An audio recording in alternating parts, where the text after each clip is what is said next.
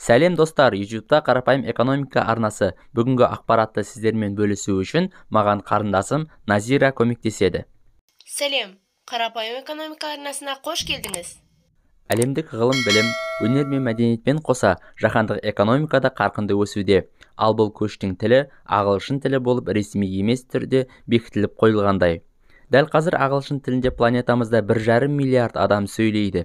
Әлемдік интернет, ғылыми прогресстер, бизнес элита, тіпті бүкіл әлемдік авиабайланыс ағылшын тілінде бекітілген. Барлық ұшқыштар кез келген авиастанцияға ағылшын тілінде байланысқа шығады. Неге? Қалайша ағылшын тілі әлемдік тілге айналып алды? Жоқ, ағылшын тілі әлемдегі ең бай немесе ең көркем тілі емес, бірақ бұл ағылшын тілінің дәл қазіргідей деңгейге көтерілуіне ешқандай кедергі бола алмады. Бұл тілдің дамуына екі түрлі экономикалық фактор зор әсер етті. Оның бірі Британия корольдігінің экономикалық шарықтаған тұсына сәйкес келеді. Ағылшындар туын тікпеген құрлық жоқ. Олар өз заманында Үндістанды, Африка жерлерін, Америка құрлығын да өзіне отар етті. Ал бұл ағылшын мәдениеті мен тілінің әлемге жайылуына әкелді.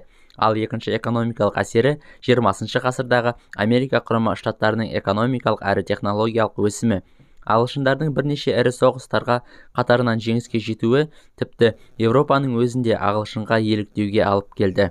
Ағылшын сәнімен киіну, ағылшын мәдениетімен жүріп тұру, ағылшынша сөйлеу, тіпті ағылшындар спорты футбол ойнау да Еуропаға кең таралды. Ал бұған америкалық технологиялық прогресстер келіп қосылғанда, окей, интернет, iPhone деген сияқты ағылшын сөздері әлемдік сөзге айналып кетті. Соған қарамастан Америка құрама штаттарында ағылшын тілі ресми тіл емес, анығында штаттарда ресми тіл де жоқ, ал ағылшын тіліндегі ең жиі қолданылатын әріп И әріпі. Егер экономикаға қызықсаңыз, ағылшын тіліндегі экономикалық заңдылықтар, процестер мен жаңалықтар көруге кеңес береміз, ал ол үшін сізге бұл 4 сөздің экономикалық айырмашылығын түсініп алу керек. Олар economy, economics, economic, economical. Бұл сөздер бірдей көрінгенімен әртүрлі мағына береді. Бізге бұл тақырыпты біліп алу керек, сонда әлемдік экономика біліммен еркін таныса аласыз. Бірінші сөз экономи. Бұл сөзді тұрмыстық көрсеткіш ретінде пайдаланады. Мемлекеттердің немесе басқа да алыптар экономикасын айтқан кезде. Мысалы, Russia's economy, Ресей экономикасы. Екінші сөз economics. Бұл сөз экономиканы ғылым ретінде пайдаланатын болса қолданылады. Мысалы, I am interested in economics. Мен экономикаға қызығамын. Яғни, экономика ғылымына қызығамын. Бұл жерде ескеруге тиістісіз.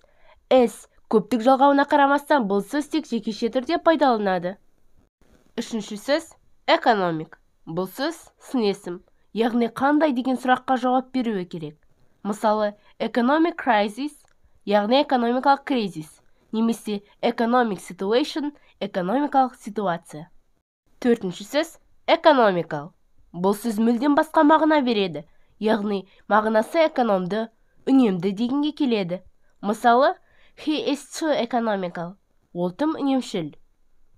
Енді сіз ағылшынша экономикалық тақырыптағы кітап оқысаңыз, шатаспайтын болдыңыз. Ал экономиканы қазақша түсініп алғыңыз келсе, қарапайым экономика арнасында қызықты әрі пайдалы видеоларды көріңіз. Қарапайым экономика арнасына тіркеліп, видеоға лайк басыңыз. Видеоға қатысты пікірлеріңізді асыға күтеміз. Сау болыңыздар.